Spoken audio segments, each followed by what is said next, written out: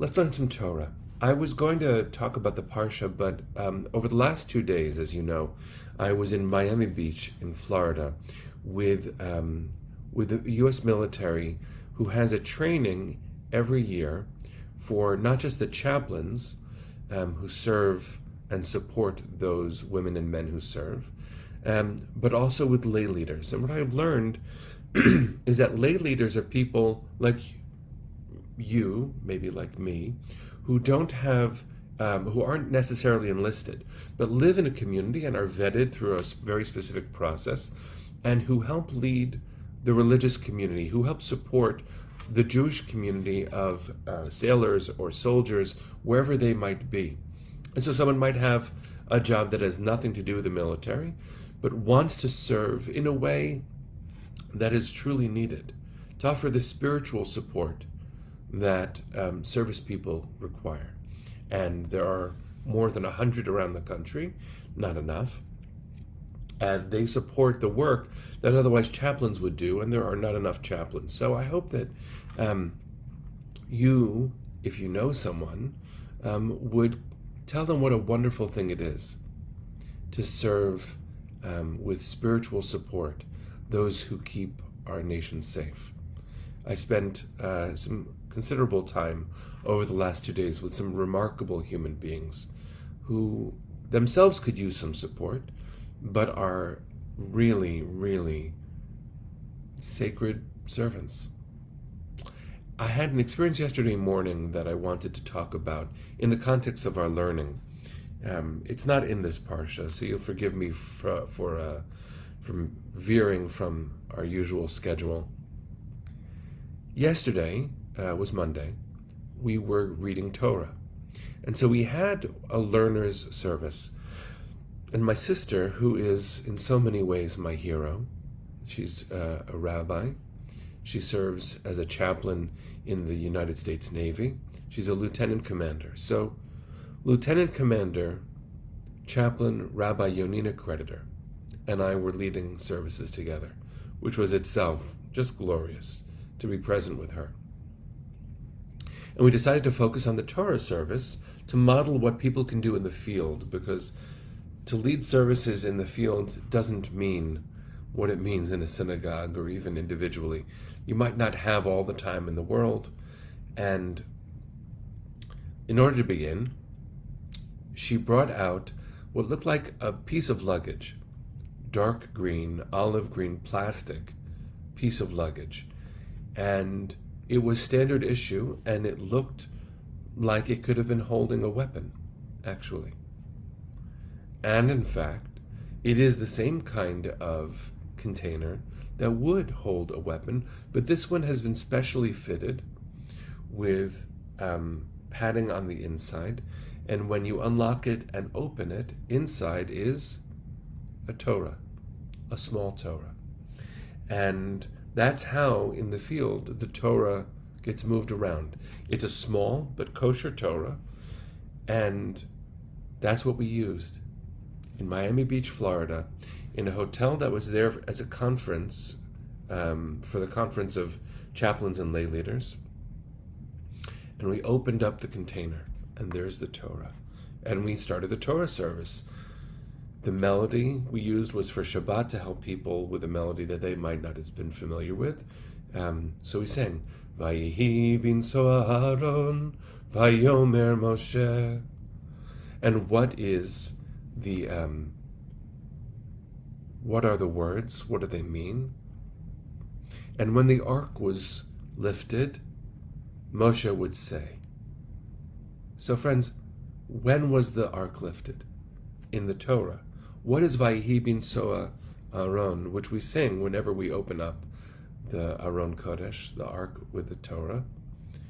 When was it sung? It was sung when the people mobilized for war.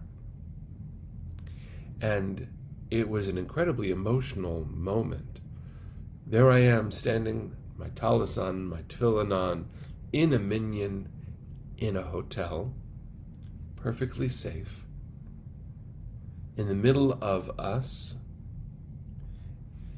is a container that could have been holding a weapon. Instead, it was holding Torah. And I was asked to give a kavanah, an intention.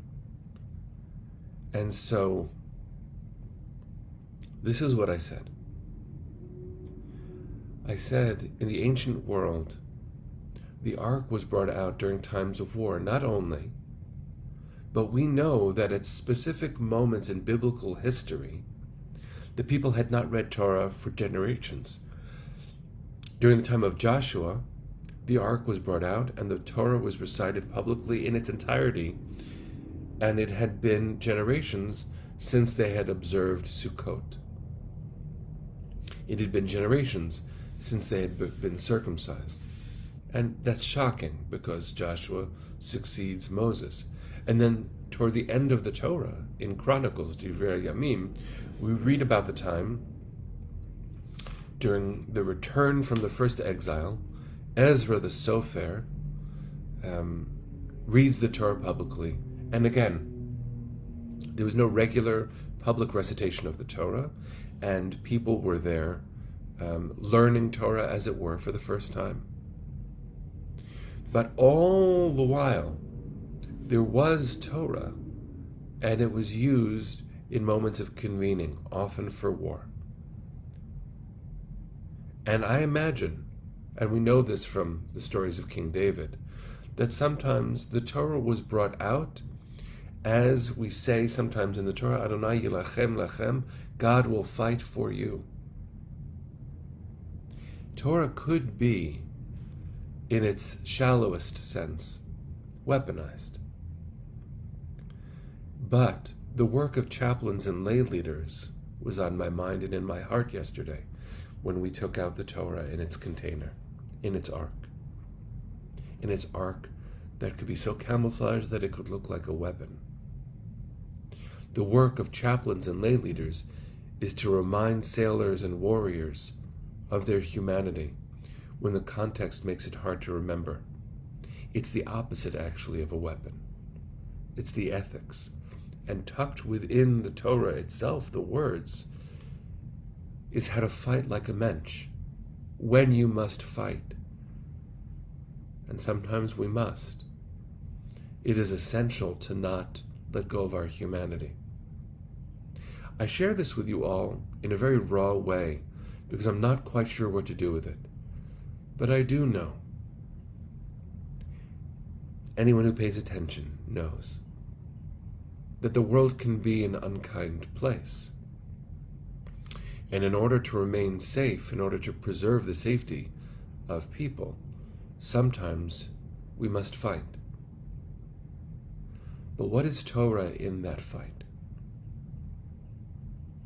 Is Torah an amplification of the violence?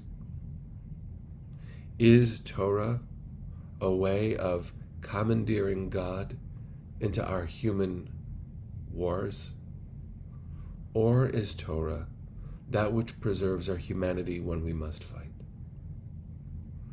It was very moving to me to be with those women and men who support those women and men who serve. Chaplains are full-time servants. Lay leaders are volunteers who give of themselves by choice, in addition to what they do in the world, to support those who serve. I am so inspired by the work of my sister and the other chaplains in the military. I am so, right now, troubled is the wrong word, but I am thinking about that image of Torah in a container that could be used to transport weapons.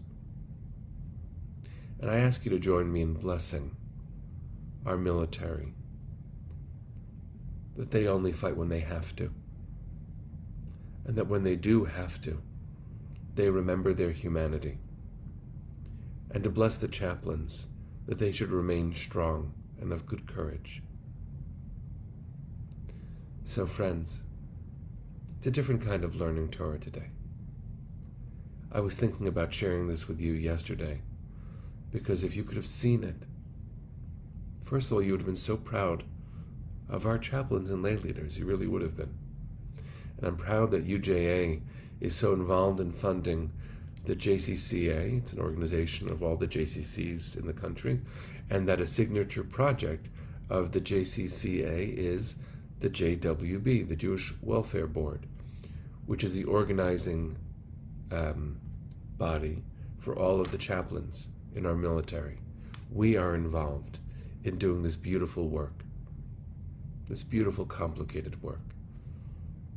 So God bless all of those who serve, and God bless those who support those who serve. All right, friends, let's go into a good day. Let's sing our way into it.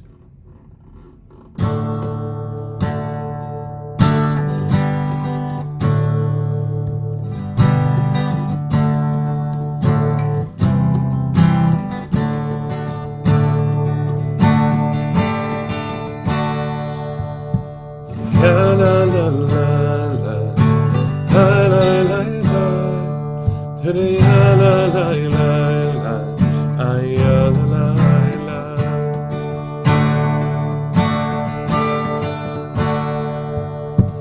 La la la la, la la la, today la la la, ay la la.